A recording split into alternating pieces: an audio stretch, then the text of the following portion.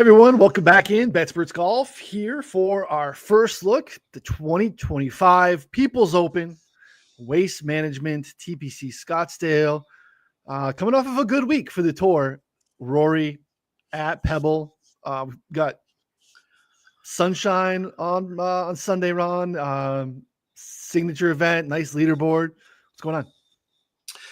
That was as good as it gets, like just compared to what we've been seeing. I mean, when you throw in the conditions on Saturday with, just seeing them in the elements, on an iconic course, and then seeing Sunday and like you said, if when Rory's peaking like this, if he can maintain this level, this is the absolute best thing for the tour moving forward.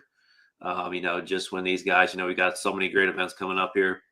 So and this is going to impact Scotty because he's going to, how competitive he is. And so, when you have these great players just rising, to the top like this, this is, it was great to watch and look forward to this week and moving forward here.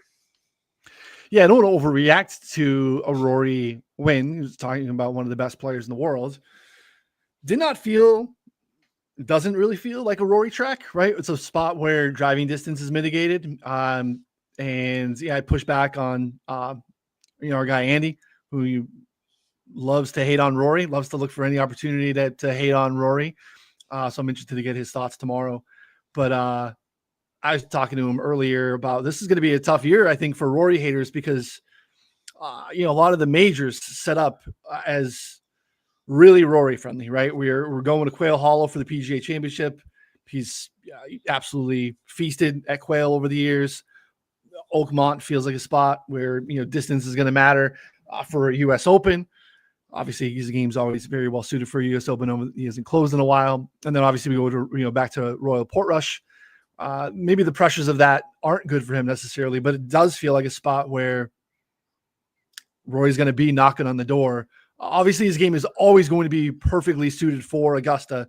It's whether he can really get over the hump there too, but just really encouraging win for Rory backers here for sure. So hopefully it does something with we can get some of these Scotty odds boards looking different. But yeah, exciting for Rory. And it looks like, he only had a few things he needed to work on, and he's admitted these things, being less aggressive at times and working on the short game, just little things. And, he's really looked like he took care of a lot of those issues. I know it's only 1 week, like you said, don't want to overreact, but I think I like what I see as far as the changes he's making. And like you said, those majors really set up for him, even, Portrush back in his home country and, all the scar tissue he's built up at the Masters, who knows, maybe this is his year there too. So yeah, it just feels like it's been a while. I think he's really actually been in contention in the mix at the Masters, right? We've had backdoor top fives and backdoor top tens, but not anything where you're like, oh, Rory is, in the mix here. So it'll be interesting to see what can happen there. Always a great test. We get everyone back together for the first time. So, all right, waste management.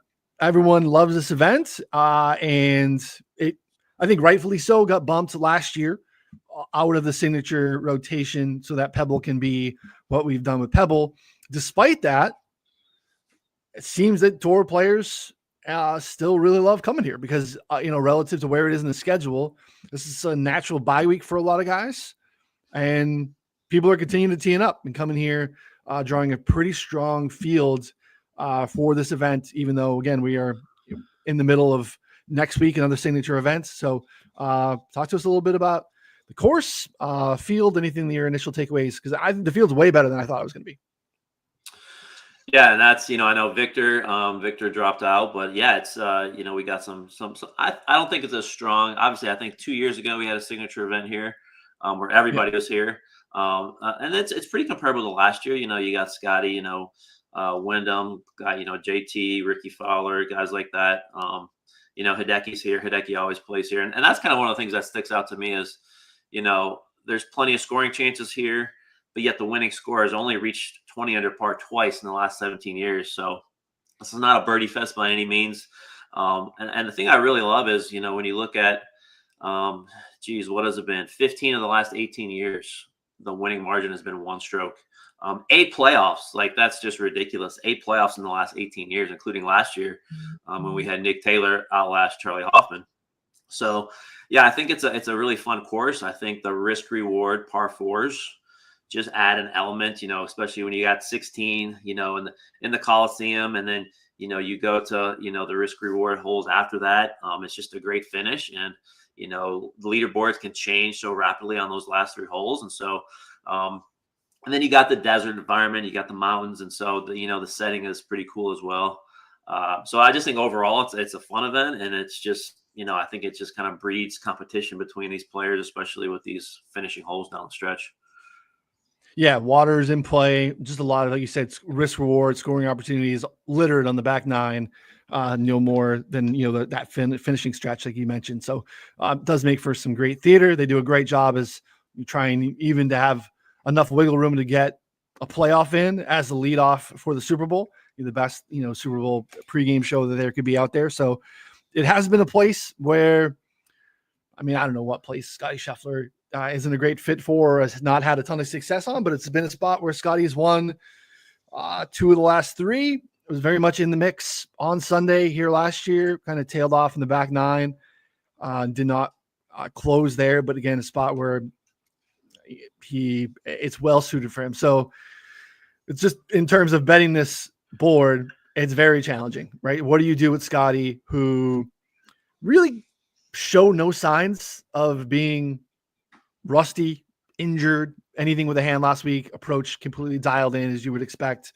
So would expect Scotty to fare very well. This 3-1 that you can see on the screen for FanDuel is one of the best numbers on the board currently. We're already moving under 3 and in a lot of spots. It is a fantastic week to consider the without Scotty markets, in my opinion.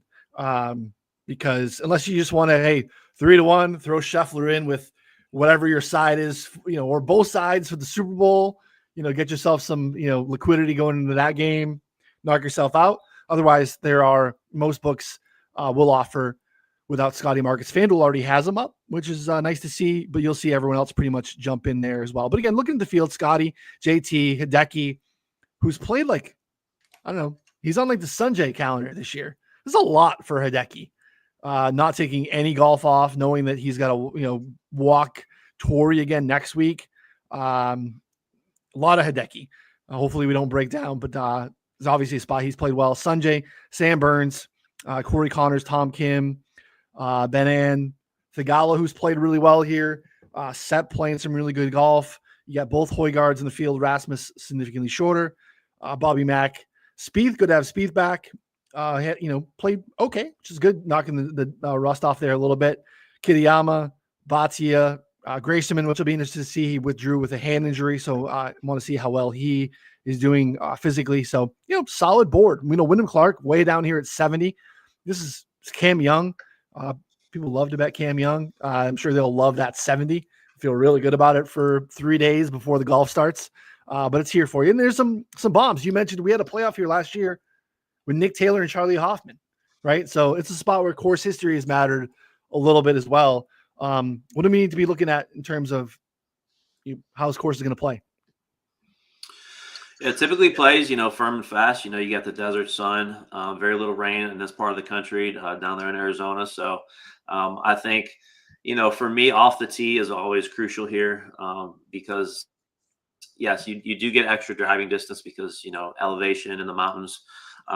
But, driving distance has proven to be very correlated to success here. I mean, just in general off the tee, when you look at the guys who have won here, I mean, Scheffler twice, Matsuyama twice, Brooks won here, Ricky. These are guys who are really good off the tee. And so, I think as we get into it here, I think we'll look at, total driving distance from edge of the fairway. These fairways aren't narrow, but the hazards, those desert areas that are kind of surrounding the fairways. Like if you're wild off the tee this week, you will pay a price. And then on the back nine, you have a lot of water on these holes. So it's kind of an interesting mix of distance and accuracy off the tee this week. And so putting not as important. This is kind of a team no putt week. Some of those same guys I mentioned with Hideki winning, and even guys like just absolutely horrific putters like a Kyle Stanley, who's just an elite ball striker. But So these greens are pretty flat. They're pretty easy to putt on. The same Poet Trivialis that we saw at the American Express. So they're very pure. And so this is pretty much get yourself in position off the tee kind of game. And so those are kind of the main things. I think par four scoring is something I'm looking at a little closer this week. You have one less par five. But other than that, a lot of scoring stats, birdie or better percentage. So those kind of things. Yep.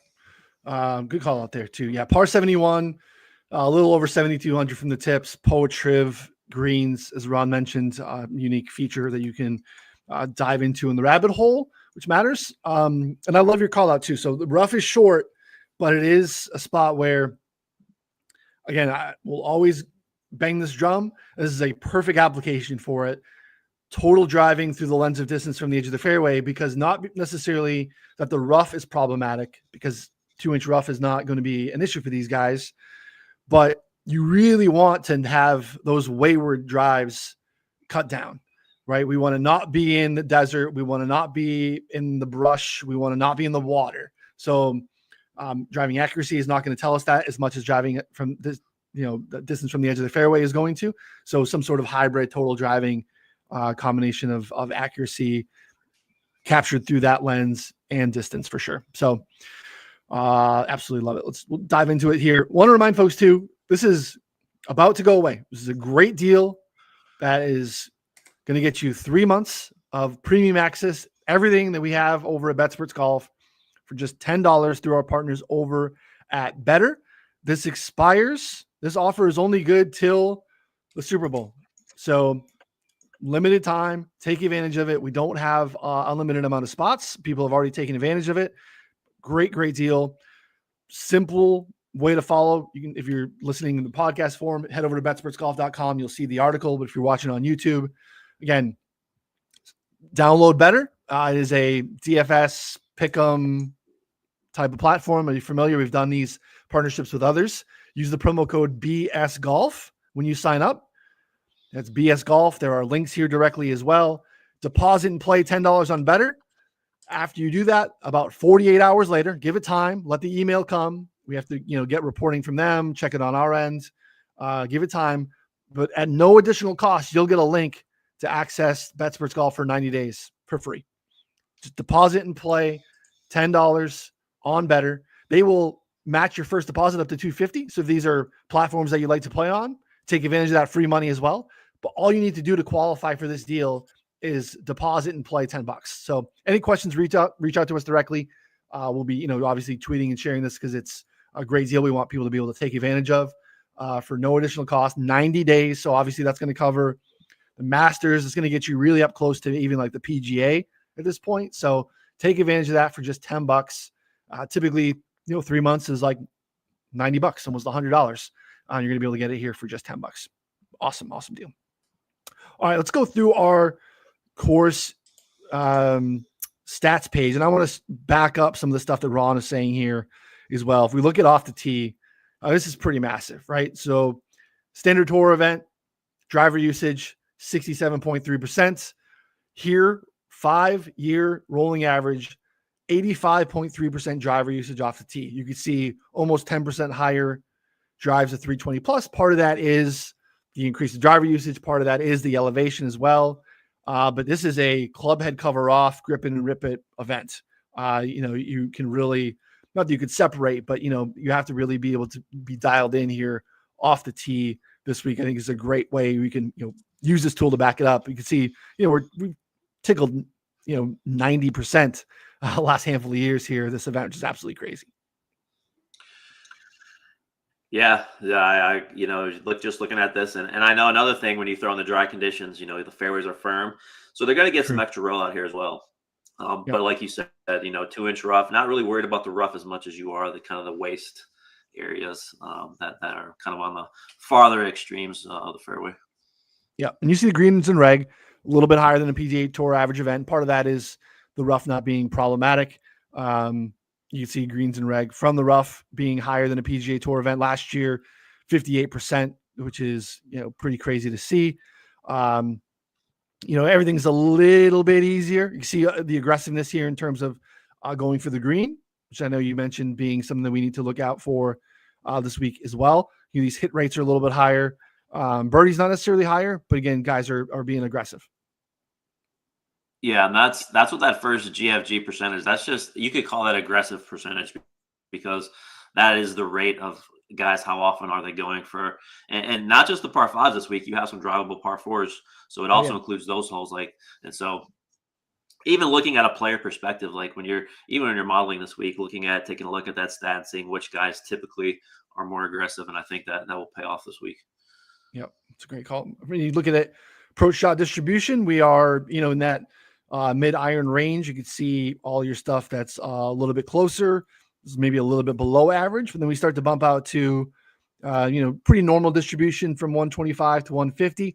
But when you start to get into the 150 to 175, 175 to 200, you see we're a little bit above tour average, around 5% in each of those buckets. So that's going to matter here quite a bit. You can see 200 plus, a little bit below, but pretty much in line. But this is really where most of the hay is getting made this week, in that 150 to 200 range. Anything in particular from an approach standpoint that you want to mention? Yeah, those are the ranges I'll be looking at. I don't think you necessarily, with the rough being so short, have to look at any rough data this week.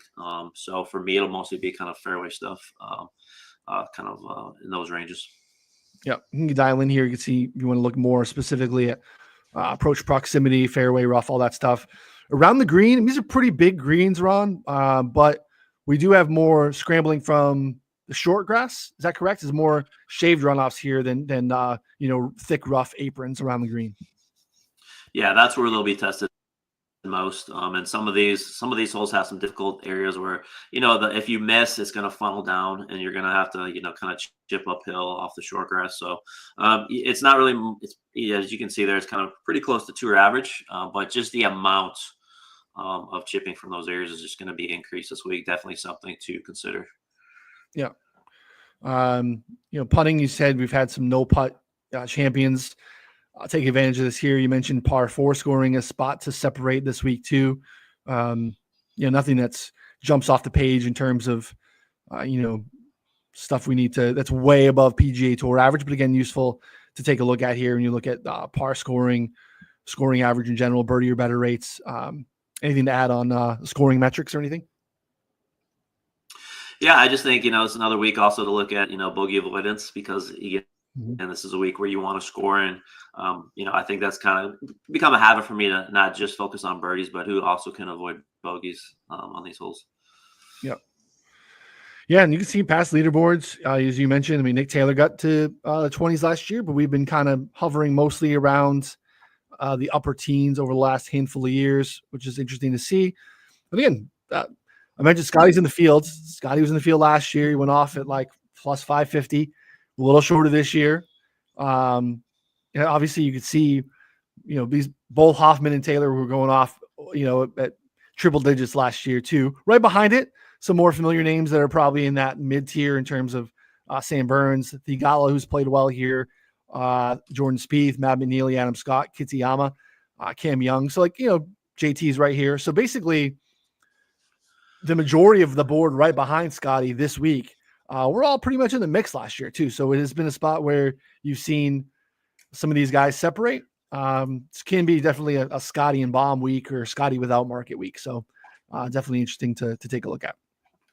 Let's jump into the rabbit hole. Let's look at a couple different things here. You want to look at? You mentioned let's build our little hybrid total driving type of model here that we could take a look at. Let's look at off the tee. The last 12 months, look at driving distance. See who obviously is catching our eye here. Kind of look at this at the same page as distance from the edge of the fairway. See if we can catch some greens matching up here a little bit. So Ben An, top of the board in driving distance here the last calendar year. Gracerman, again, mentioned I'm really interested to see what's the status of Gracerman. Withdrew with a hand injury. Thor, top three. But again, if we're kind of looking this in this this at the same time, this column, I really want to see if I can match some greens, right? I want to see if we can get some guys that are popping in distance and distance from the edge of the fairway, or even accuracy as well. Not a lot of this yet. Cam Young, First guy that's, not egregious in distance from the edge of the fairway and also tops in distance. Sam Stevens, not great. Fishburne, okay. Luke Clinton, that looks good to me. Rico Hoey, well, that's pretty interesting. Strokes getting off the tee has been pretty good. Total driving, hits the ball far and keeps it in play. That could be an interesting bomb.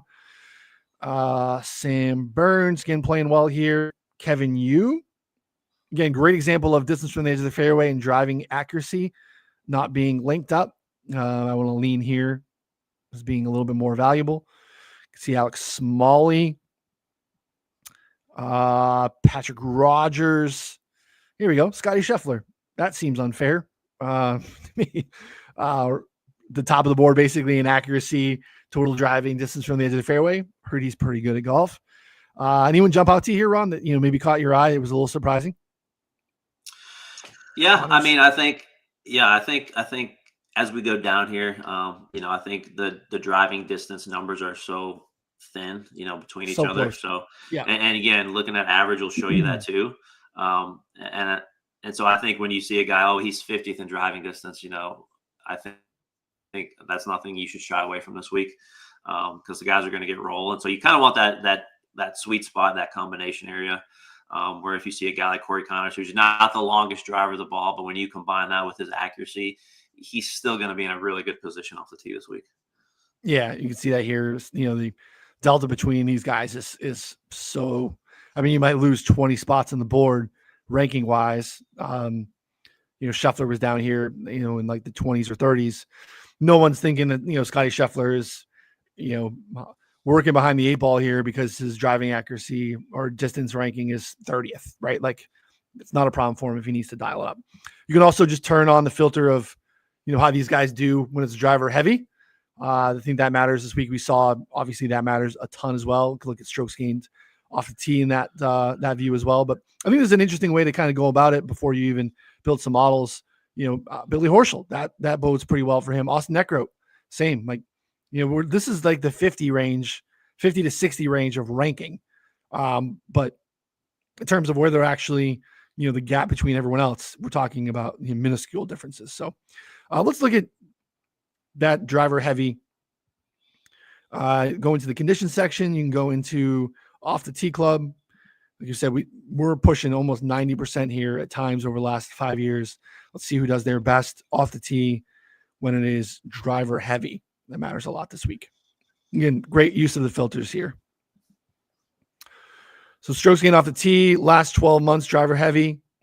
Decent size sample. Minwoo Lee, Jordan Spieth, Luke Clinton, Scotty Scheffler, Sam Burns, Vincent Norman, Rico Hoey again, Berger. It's interesting to see. Benny Ann, Kurt Kitayama, Keith Mitchell, Fishburne. So these guys have the ability to separate when they are taking the club head cover off and bombing it down there. So definitely a useful, useful filter that I think should be an important piece of, model building this week. Yeah, agree 100%. And I think if we look at here really quick, on approach, the aggressiveness that we talked about going for green, I think that's big this week. And I think just even combining those together, when you're looking at, these off the tee things, and then combine that with who's really aggressive off the tee. There's a lot of little mini models you could build this week and get really creative. Even if this is a desert course we have where you could go and look at how the players perform on desert courses. We have in the filters elevation. This is one of the higher courses. It's up in the McDowell Mountains there in Arizona. And so, you can look at how do players perform on, higher elevated courses. So there's so many different options with this course to look at as well. Yeah. You go into course type here. You can look at desert as well. If you want to get into, regionally, select Arizona. You're not going to get a lot of different options. So you're kind of start to overfit a little bit. But we have West. West too. Yeah, I was going to say we have all the regions. So if you want to state by region, like literally everything's in there. Yeah, all in there for you too. This is a spot too. If you just, course history, you can go in here and select TBC Scottsdale. It is a spot where course history has shown to be a little bit relevant over the last handful of years too. So it's a different environment. Again, playing at elevation, all those things too. But as you mentioned, Ron, looking at the aggressiveness percentage, basically going for green percentage here over the last 12 months here. I'll look at all rounds. I have it on 75, but we can look at all rounds. You can see here, Scotty Thigala. Again, that speaks to Thigala's success here over the past. Cam Young. Again, I'm joking about Cam Young being 70. There's some stuff that obviously bodes well for Cam Young here, including a top 10 last year. Frankie C from Minnesota up there. Small sample on Frankie Capin, but been aggressive so far. Benny Ann, Minwoo Lee. You can see some guys with plus distance. JT, Fishburne, Mitchell, Wyndham Clark. Again, guys that have distance edges there too. So a great way to look at it as well. As guys that can be aggressive, put themselves in spots to score, and take advantage of some of these opportunity holes here this week. And there's a lot of value if you're just looking at these players. I mean, I'm really interested to see what Minwoo Lee does this week. I think this is a perfect course for him. I know he hasn't been that sharp recently, but when you talk about guys like Wyndham Clark, Cam Young, like even Luke Clayton, I think he's like 66 to 1 right now. Like, so there's a lot of value with guys who have the type of game that you need to win here. If you're obviously not playing Scotty this week, trying to look further down the board, you could build a pretty full card of guys just from this list. Yeah, that's what I think you should do. I mean, I think you either, if you like JT or Hideki this week and you want to shoot close to the top, that's fine. But I think there's a ton of value. And again, it's golf outright betting in terms of like the hold and actual value and all that stuff. It is definitely warped. There's no way that all the actual win equity is properly accounted for. You have to know that going in. But in these events where we have Scotty in the field, it does nuke the rest of the board in a different way, where you are going to be able to get some of these guys at 40, 70, 110, that probably should be maybe a little bit shorter, but just because Scotty sucks up so much of the oxygen, rightfully so, it's a spot where you can, go down the board and, have probably some decent numbers. And, that actually, I feel like when you start to get into the without Scotty market, I think those are actually, a lot of them have been priced okay, because, you basically can watch that and cheer for your guy to get second place. And if he happens to win, you still get to cash that ticket. So it's a great way to go about it this week. There's also a live event. If I did that last year. I bet Scotty by himself, and then I parlayed like Scotty and Rom together with live to try to get, something in the 20s. I haven't dug into what's going on in live. I think they're under the lights right this week. So I think it's a new course, but hey, you got to get a little bit creative when your best player in the world is here and he's going off at like plus 250, right? It just is a different week. So, I'm excited I've been tinkering. I build a model. I want to build a little bit more and see what else, going to read your profile and your preview on the site and then go from there. So anything else you want to look at here real quick before we wrap? Let's look at the scoring real quick. Cause you can get pretty creative with, how we look at that. And, obviously we don't want to look at difficult courses this week. So, what I love to do is go in here and again, you're trying to match up the course profile with, what we have in the rabbit hole. And so, easy, average, very easy. I'll check all those, just trying to eliminate the difficult conditions. And so, kind of looking at birdie or better, even bogey avoidance, under this lens, I think is really important, and just a different way to model by kind of eliminating those courses that aren't having any effect on those stats. Yeah, no, good call. So this is average, easy, very easy scoring conditions. Last calendar year, birdie or better rate. Scotty Scheffler. I mean, this is just the rabbit hole is perfect for this. But if you just want to, fanboy out, it's just a great spot to get lost in here and go, man, he is just that next tier is so good. But he separates. He is so much better than everyone else. But birdie or better rate, Scotty, Luke Clinton, Michael Thor Bjornsson, Frankie Capin, Harry Hall, Max Grisham, Sam Burns, Justin Thomas, Wyndham Clark, Siwoo Kim, Bobby Mack, Matt McNeely. This is a nice little list of birdie opportunities. It's a pretty good sample of guys playing on, easier scoring conditions. If you want to look at bogey avoidance, minimizing the mistakes, and part of that is going to be, this is capturing not just putting, but to Ron's point, bogey avoidance is going to be capturing some of the problematic stuff off the tee, right? The wayward drives, the water balls, or putting yourself in the desert. Scotty at the top of bogey avoidance as well, separated by a little bit too. Justin Thomas, Kurt Kitayama, Hideki Matsuyama, Billy Horschel, Lucas Glover, Wyndham Clark, Brian Harmon, Davis Thompson, Ricky Fowler, Bobby Mack again. So having guys that show up pretty well on both sides is a nice little look this week. I like it. So, all right, buddy.